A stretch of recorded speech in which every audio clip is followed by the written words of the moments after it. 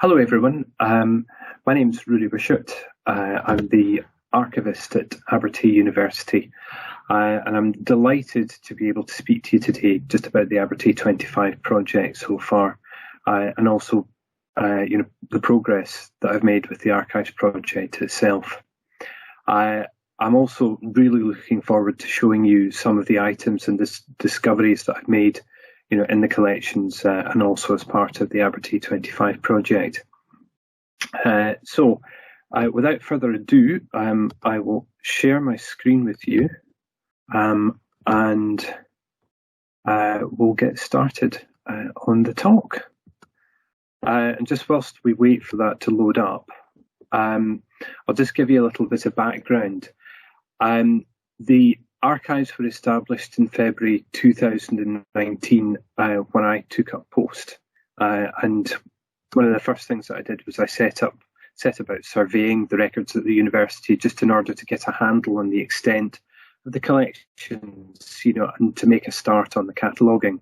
Now, at the same time as I was doing that, I was looking out for stories to focus upon for Abertay 25, which is a National Lottery Heritage Fund community outreach project at the university, celebrating 25 years of the institution as a university.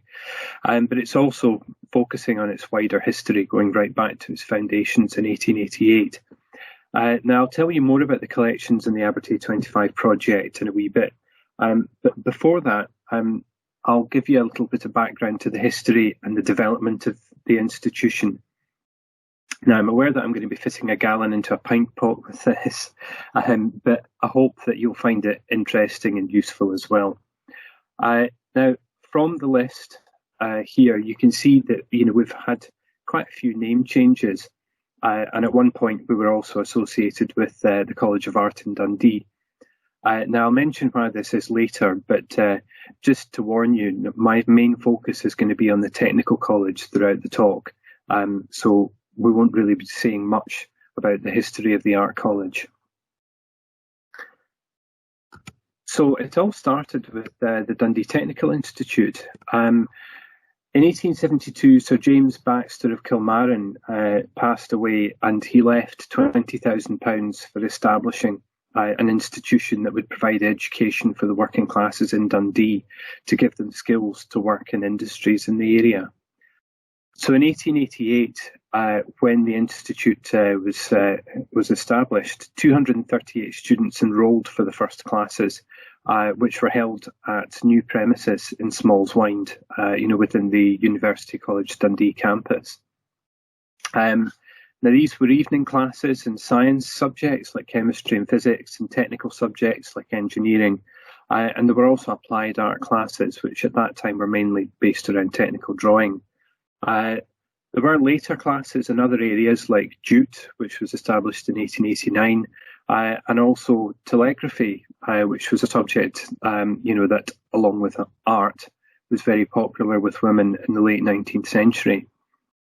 Now, the courses were very popular, and of course, the art classes also expanded to cover the fine arts, and so with the increasing popularity, that led to pressure on accommodation, and there were overcrowding in the very popular subjects like the textile subjects.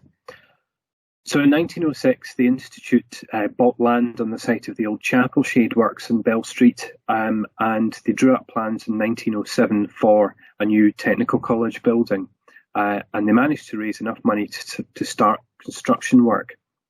And the building was finally completed in 1911. And at that point, we changed our name.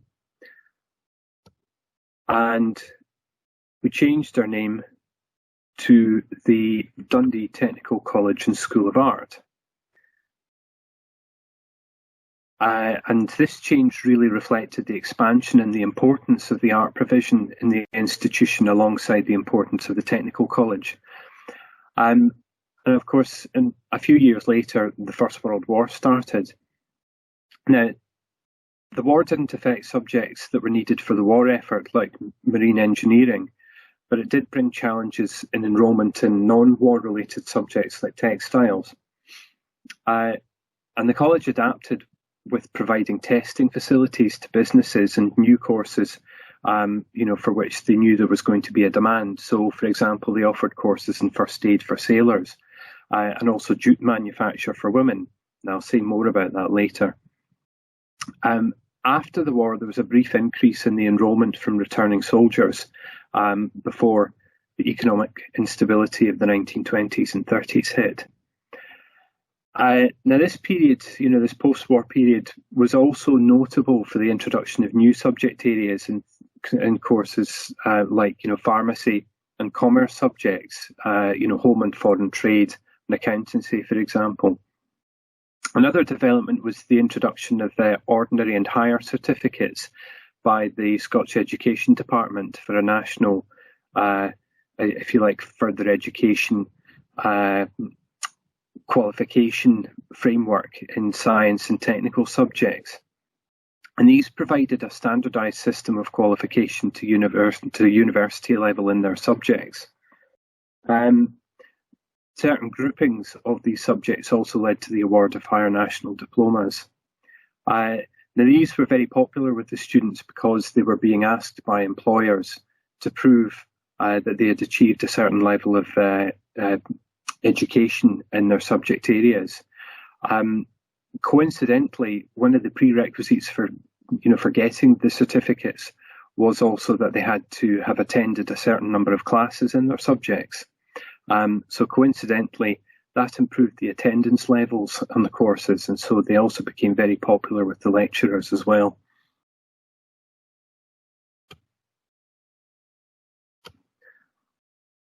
So in the 1920s, there was also discussion about how the Duncan of Jordanston bequest for art was going to be used. Now, this had become available in 1909 when James Duncan of Jordanston bequeathed £60,000 for the establishment of a separate College of Art in the city. Inflation had unfortunately affected the bequest so much after the First World War that this just couldn't be achieved with the funds that were available. So an alternative was provided to allow the Art College to exist initially in name and allow for a building to be built later. And this came in the form of a scheme that was set up in 1933 that allowed the college to be established within a joint framework with the Technical College. Both institutions would use the same financial and administrative infrastructure, under the umbrella of the newly formed Dundee Institute of Art and Technology. But within that, the College of Art and the Technical College would be separate entities. Now, the next significant event that came after 1933 was the Second World War, and that brought similar enrolment challenges to the first, and a similar need to adapt. So new research opportunities came up.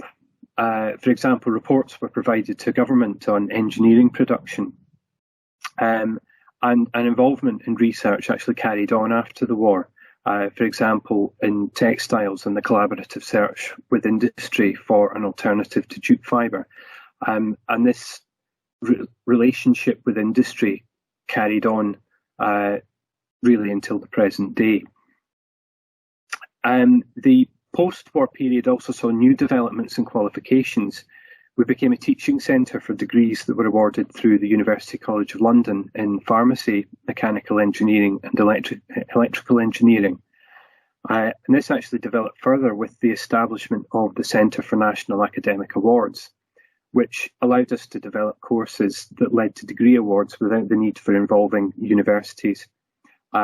And coincidentally, our first graduation ceremony actually happened in 1966, just 2 years after the establishment of the CNAA and our relationship, with that organisation.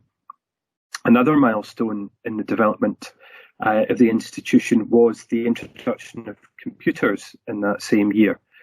We bought our first one in 1966, which was an Elliott 4100, which had both punch card and tape input capabilities.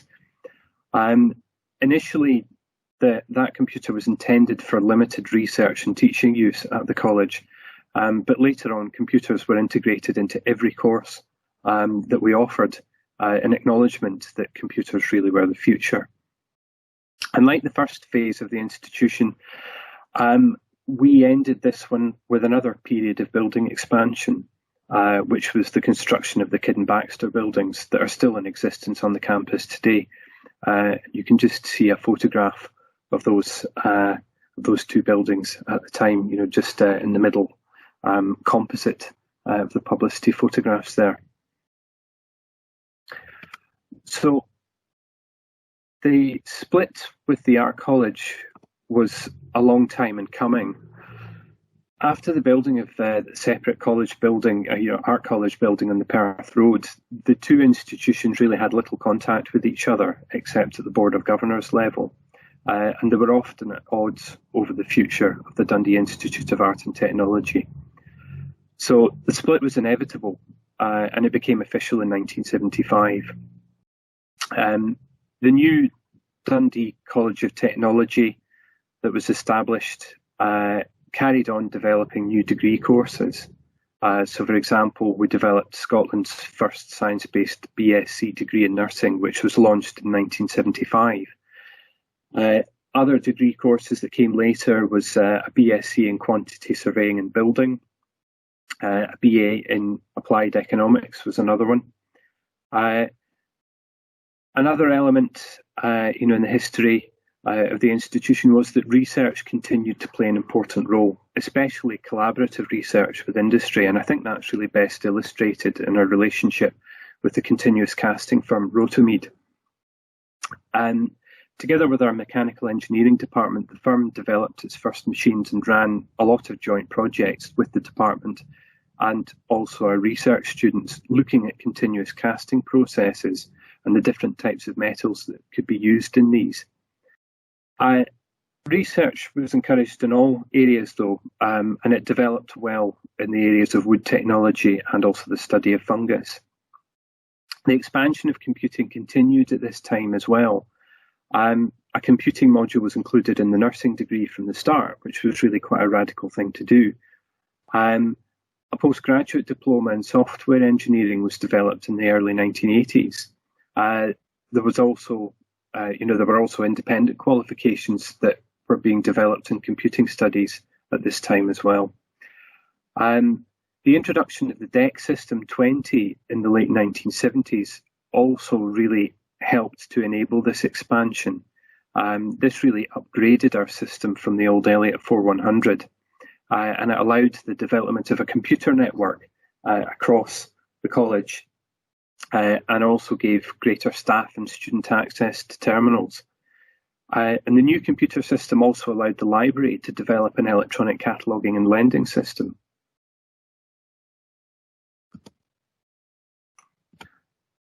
So by the mid-1980s, the college had gained a lot of maturity with its progress in research and the course provision. And this was reflected in its greater involvement in the course validation process with the Centre for National Academic Awards. And it led to it getting accredited status, with that body. Now, this happened at the same time as we changed our name to the Dundee Institute of Technology in 1988.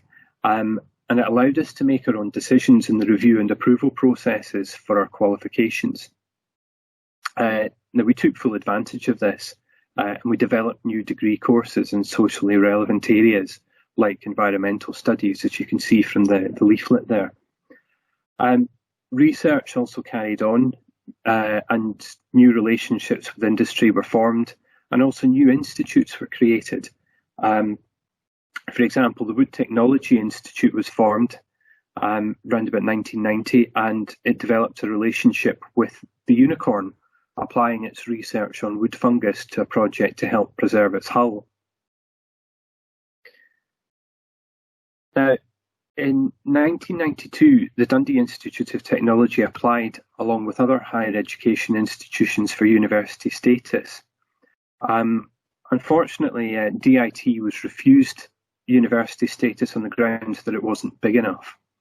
But in recognition of the quality of education that we were providing, we were granted the right to award our own degrees.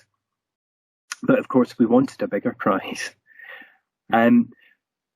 We had a target to reach of 4,000 students enrolled per year. And so in order to do this, we devised a dynamic marketing campaign that was aimed directly at attracting students, basically by offering them degrees that were relevant to their work and that would improve their chances of getting a job after graduation. But also emphasising that they could have an enjoyable student life with us.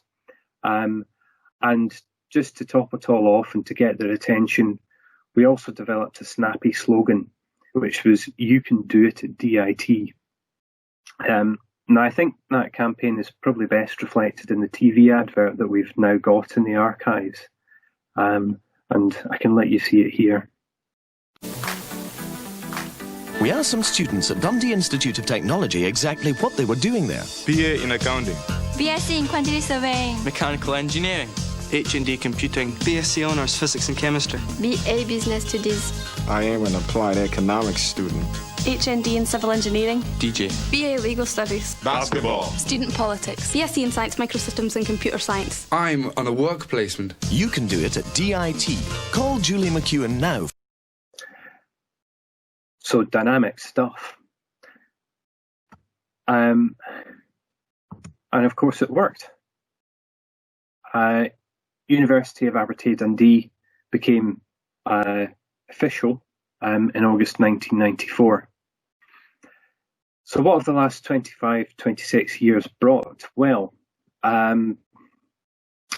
we have expanded our campus again with new buildings. The library building, which was built for a digital future in 1998, provides widespread access to computer terminals and access to digital information sources, to both staff and students. We also built a new student centre in 2006. We've also had a series of world firsts. It's well known that we developed, the world's first computer games degree in 1998. We also developed the world's first ethical hacking degree in 2005. Now, these are two degrees that are really connected to, to the zeitgeist. They're very, very relevant, to today's society. We also developed degrees in other areas, such as forensic science and sports. Research has continued as well, with significant advances in cryopreservation, which is the freezing of biological material in such a way that it doesn't damage the material itself, and allows it to be preserved and used later on. And the first was achieved in that, for wildlife conservation and producing a golden eagle from frozen sperm. And we also made significant advances in forensics as well. For example, with the development of a technique for detecting fingerprints on feathers. This brings us to our 25th anniversary as a university, which we reached in 2019. And we celebrated it in a number of ways, one of which was officially to change our name again, this time to Abertay University. We also developed, like I said earlier, the Abertay 25 project, which, as I said before, it's, part of it is to establish the archive and also to develop a community outreach project, that generates skills amongst the community by celebrating the history of the university. So where have we got with that? Well, for a start, I've identified about 1 linear kilometre worth of physical records that have been identified for transferal to the archive. And I've provided a brief summary list of what I found, here in the slide. So this, this list, as you'll see, it's fairly standard stuff. So we've got minutes from the 1888 through to the present day. Administrative records, things like correspondence, reports, and course development documentation as well, going from 1888 to the present. Very, very good set of student registers and student student enrolment cards going from 1902 to 1983. There are also electronic databases that post-date that period as well, taking us up to the present day. There are prospectuses and syllabuses starting in 1887, going through to actually 2020. The interesting thing about the the syllabuses is that they actually start in 1887, which is the syllabus that's a dry run, if you like, that was run through University College Dundee, just to make sure that that the courses were going to be popular enough to justify establishing the institute a year later. There are also class results and prize lists starting in 1894.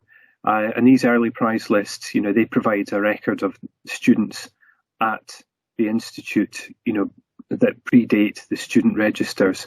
There are also newspaper cuttings, a very good set of varied newspaper cuttings covering 1927 to 2010.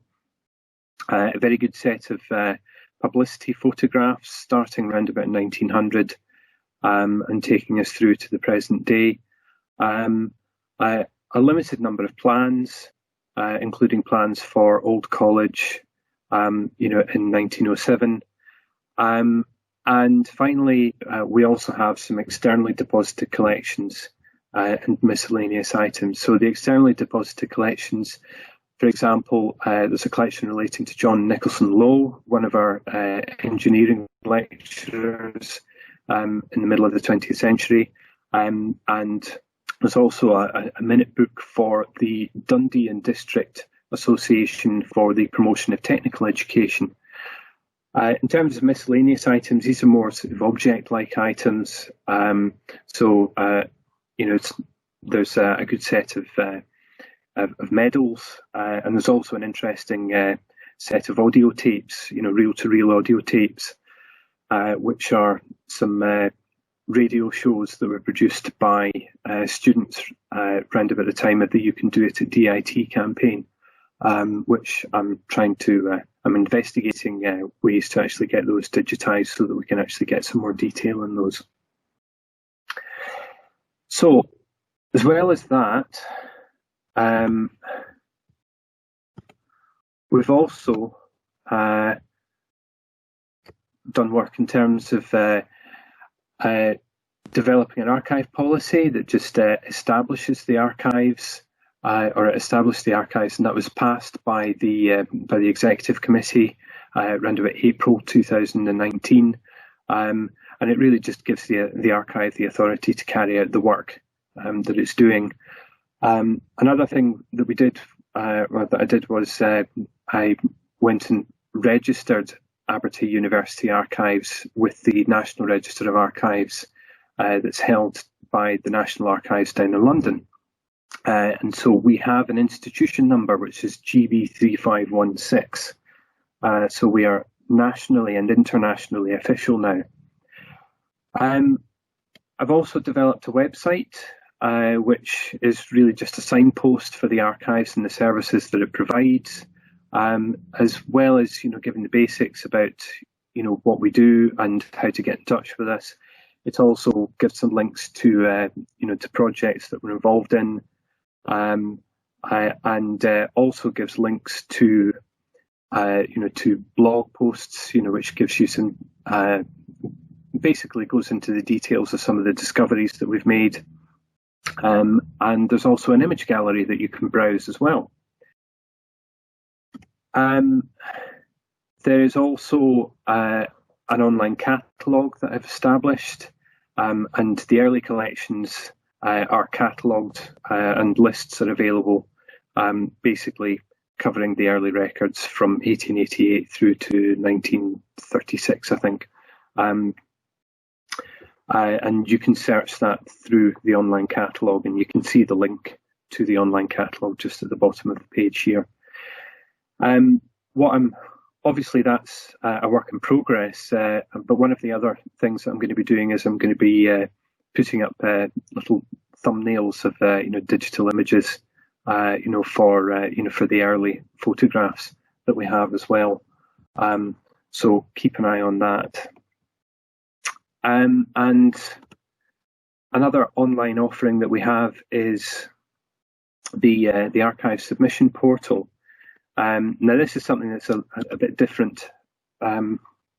Basically, what it does is it allows you to submit images of items that you'd like to pass to us, either just as images, or to let us know about physical items that you'd like to donate as well. But another use for it is to allow you to tell us your memories of the institution. One of the things about this project is that I'm very keen to make sure that the collection reflects the people that have made the university what it is. And this is, a really good tool to help me to do that. So all you have to do is you can either just write down your memories, within the portal, and then submit them. Or alternatively, if you want to, you can record some audio or video, which you can also submit through the portal as well. One of the things that I would also just emphasise to you is that anything that you submit will be held in trust by the archives. We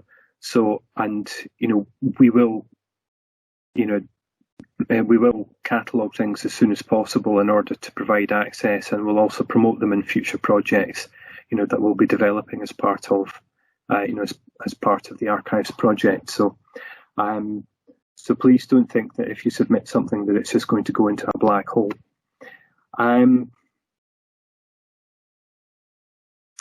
So on top of all of this work,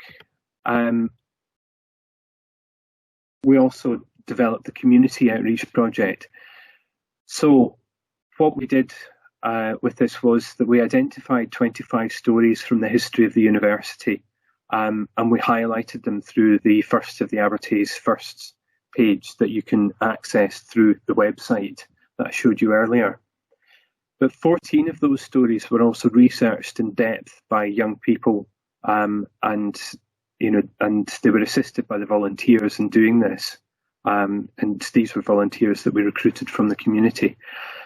And these volunteers helped them to research the stories and helped them to produce some amazing creative outputs that displayed what they'd found out and what they'd learned.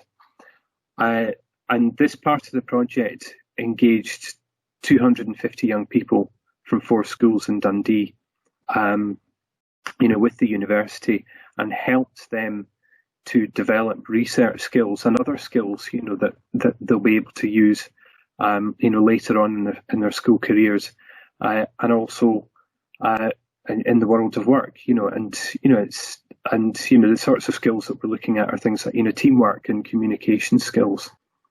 So it's not just about teaching, teaching young people the history of the university. It's also about giving them skills for the future.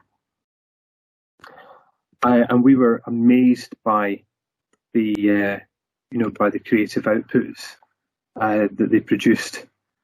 And these are just some of them. So you can see there's an art collage that was created, based on, the life of Margaret Cameron, who was the first woman in Dundee to gain a higher national diploma in naval architecture. On the right there, you can see something that's called a roll on the wall, which where young people have written facts that they've learned about the life of Victoria Drummond, who studied marine engineering with us and was the UK's first marine engineer.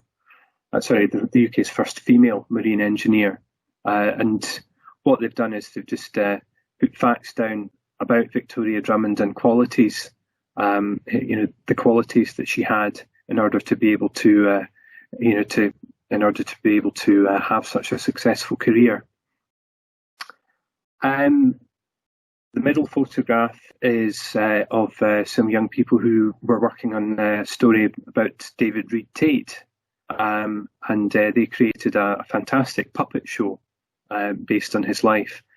And on the left here, we've got a young person showing off a project that he's done, that was inspired by Rotamead and continuous casting, and just seeing how he could. I think here he was just seeing how he could make a bicycle out of tubing, similar to what you would produce out of continuous casting. But we've gone for the simple option here of just using long, thin balloons.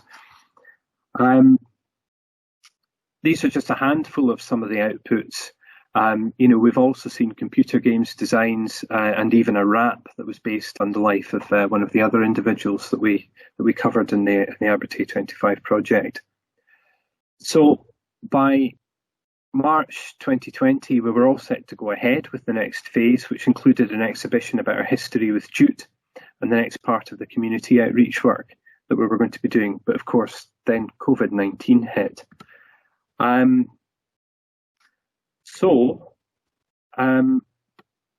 Where have we got to now? Well, during the lockdown, we've been very busy doing work on things at the website and the online catalogue, and also doing a lot of planning for basically replanning our community outreach project that we're now going to be launching in the next day or so, which is on Memories Reanimated.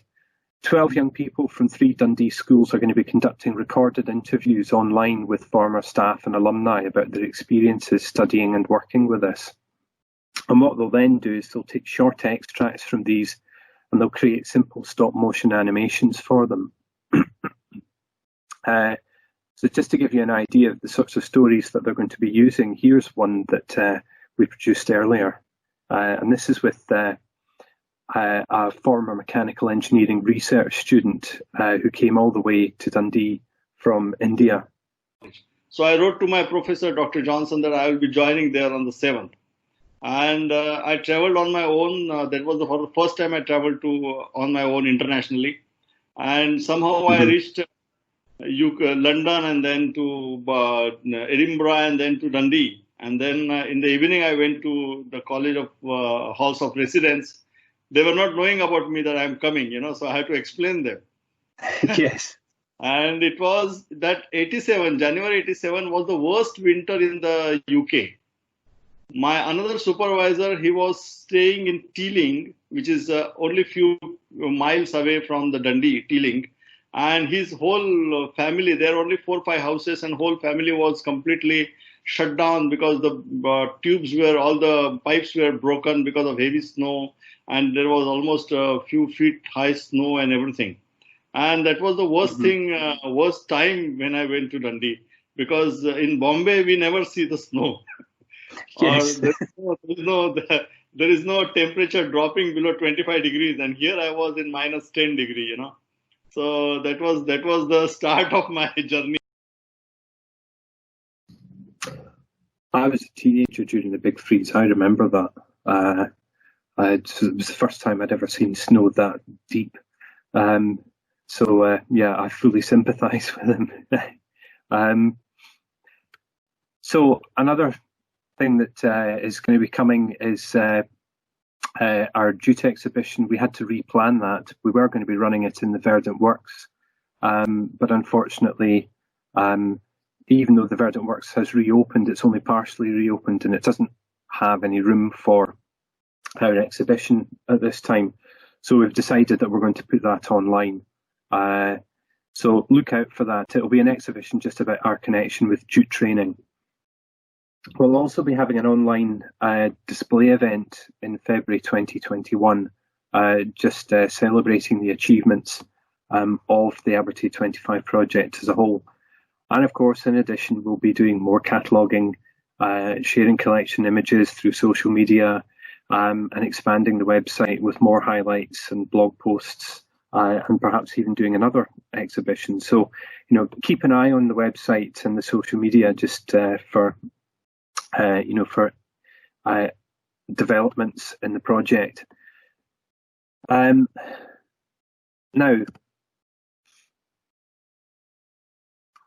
what I thought I'd do for the last 10 minutes was just give you a quick survey through some of the main discoveries that we've made as part of the Abertay 25 project. We've made a lot of fantastic discoveries, it has to be said, and some of them were known, such as our history with the development of the first computer games and ethical hacking degrees. And our history with jute and textiles training is also pretty well known. But perhaps less well known was that we introduced a course in jute manufacture for women during the First World War to allow. The reason behind this was that there were basically, whilst there were an awful lot of women that were working in the jute industry, they were working in the shop floors and they weren't in managerial roles. But of course, the First World War, there were a lot of men that were going off to fight, and they were having to leave their old jobs, and so the college at that time devised a course in jute manufacture for women to allow women to replace the male managers that had joined the armed forces. Now, a total of 116 women took the course from 1916 to 1918. And when you go through the student registers, you can see that the majority of them were clerks or bookkeepers. However, there was one person, Annie Watt, who is noted as being a weaver. I think she was probably about the only one that actually came up from the shop floor to take this course. Unfortunately, we don't know which company she worked for or whether she did end up taking on a managerial role, but it's just it was just very interesting aspect of her association with jute that wasn't known beforehand. Other less well-known discoveries that we made were that we had early female science students. Our first was in 1893. It was Annie F. Wishart. It was 1894. The 1894 prize list shows that she came top of her class in advanced practical chemistry and won the local prize in that subject. Annie K. Lamont was also a science student with us, and she studied magnetism and electricity along with telegraphy and telephony, and you can see a picture of her here. She studied telegraphy and telephony in 1903 to 1904, and later on she went on to be a notable local poet and a highly significant Labour Party politician in Dundee until her untimely death in 1926. Now, at her height, she became the first female leader of the opposition in the Dundee Parliament, which was a political debating society in the city. And she paved the way for other local female politicians after her, like Lily Miller, Dundee's first female town councillor, who was elected in 1935.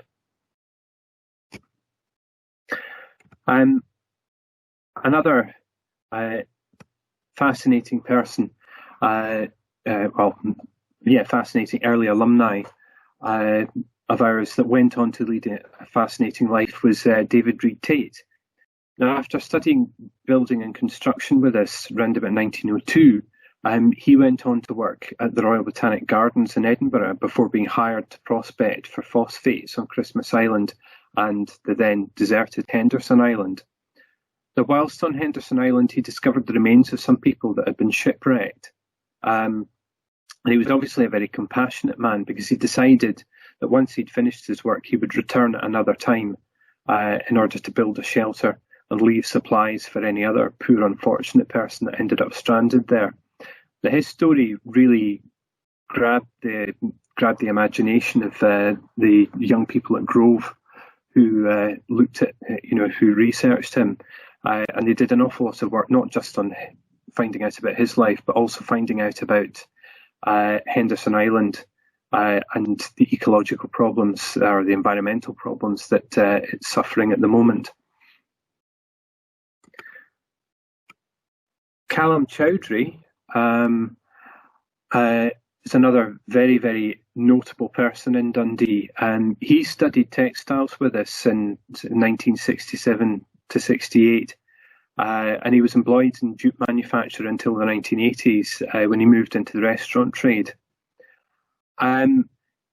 His faith in Islam was a very strong part of his life, and he was associated with the Dundee Mosque from its beginnings in a flat and hill town.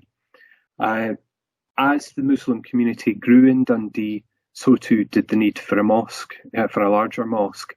And so Ahmed Chowdhury was one of several people that was instrumental in raising enough money for the building and getting the Central Mosque constructed in 1995.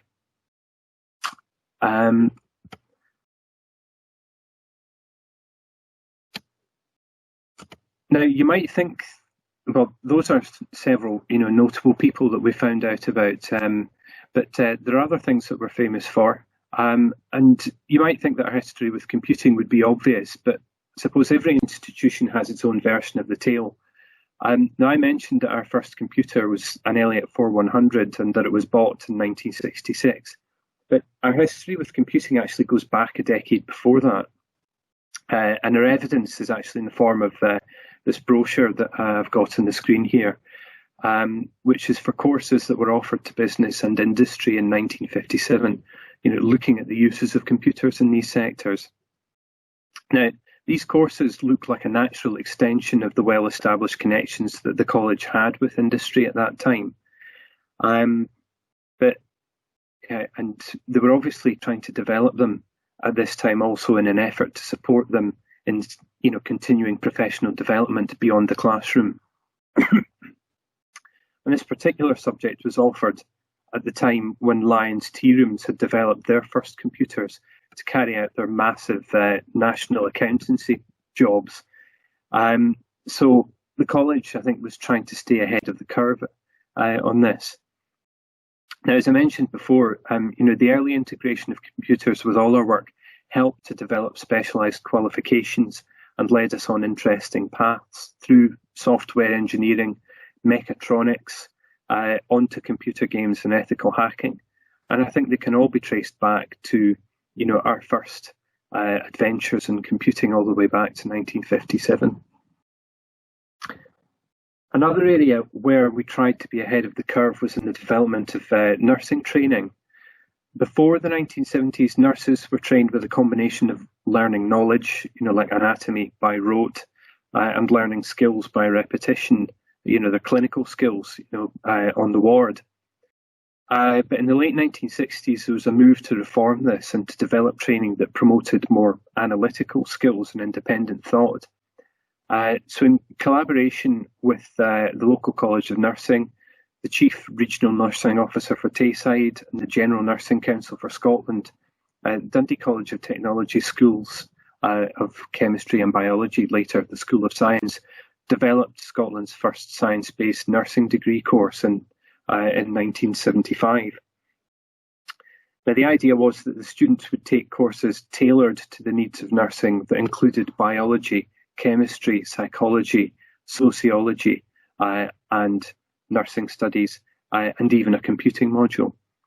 And the idea was that these courses would teach the scientific method, as well as provide opportunities for argument and reflection through discussion and assignments that would allow students to develop analytical skills and independent thought that they could apply later in their careers to allow them to adapt, develop, and progress. I also mentioned Rotamead before. Now, one of the interesting elements of this relationship is demonstrated in a collection of photographs in the archives that, in the face of it, don't really look that interesting. They're unmarked and they show several people hard at work putting gold through a continuous casting machine. And unless you're in the know, really, these pictures don't give you the full picture, if you'll pardon the pun. Back in the early 1980s, Rotamead was well established and it had a good working relationship with the mechanical engineering department under Bob Johnson. Rotamead Limited wanted to convince the Royal Mint of Wales to use their continuous casting machines to create gold and silver coins. Now, continuous casting of coins wouldn't only increase the efficiency of the coin making process, but it would also increase the accuracy of the 22 karat gold coins, which were actually 22 karat gold with 2 carats of copper. And that would ensure customer confidence in the value of the coin. Sir Michael Nairn, who's the head of Rotamead, he's convinced that the association with Dundee College of Technology and its reputation, as well as the access that it could provide to up-to-date facilities, brought them into Round to allowing a test run of the continuous casting process. Now, this was a test run that included an armed guarded delivery of 92 kilograms of 22-carat gold ingots directly from the Royal Mint to the college. And just to put that into perspective, 92 kilograms of gold today equals about £4 million. So there was high security around the delivery, and that meant that only a handful of people, including Dr. Robert Johnson and Michael Nairn, were aware of it.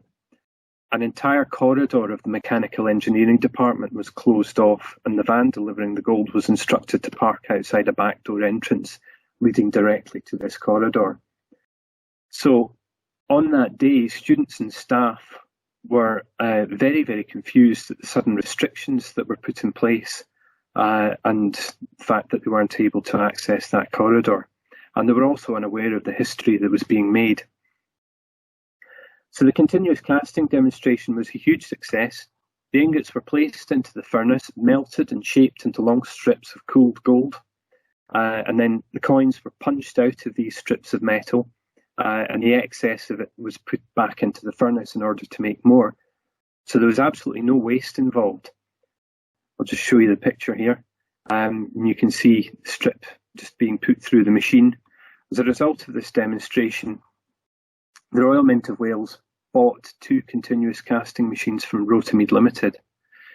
But the thing is, the only reason that we know this is because we've spoken to the people involved, and we'll be getting their memories of the event recorded as part of Memories Reanimated project. You can see more stories on our website, and in particular on the First of the Abertay's Firsts link on there, and also the blog stories as well. So please do have a look. So, what do the next few months hold? Well, you'll be pleased to know that I can now get access to the building once a week, and I can get access to the stores as a result of that. So there is an inquiry service that's now available. If you've got any research that you're doing that you think that we can help with, please do get in touch, and you'll see our contact details at the end. Public access to the collections is hopefully coming back soon. Please keep an eye on social media and the website about that. The other thing I would say to you is just please get involved. If you've got a connection with the university, either because you're a former member of staff or a former student, or you're involved in industry, and doing work with the university, please do get in touch. We'd love to hear from you. Or alternatively, if you'd rather not be interviewed, you can also just submit your memories through the submission portal. We've got the online Jute exhibition coming up. The other thing that we're doing is we're developing education packs, to promote the, some of the stories that we've covered in more detail, and also the method that we've used as part of that. And like I said, there's the final online display event in February 2021. Beyond May 2021, we're not sure what's going to happen. I'm making a case for continuing the archive service, and as part of that, there will hopefully be much more outreach and engagement. So please do watch this space, keep an eye on our website and social media, and we'll let you know just how things develop. But in the meantime, I'll now hand you back to the Historical Society, and if you'd like to ask any questions, I'll be very, very happy to answer them. Thank you very much.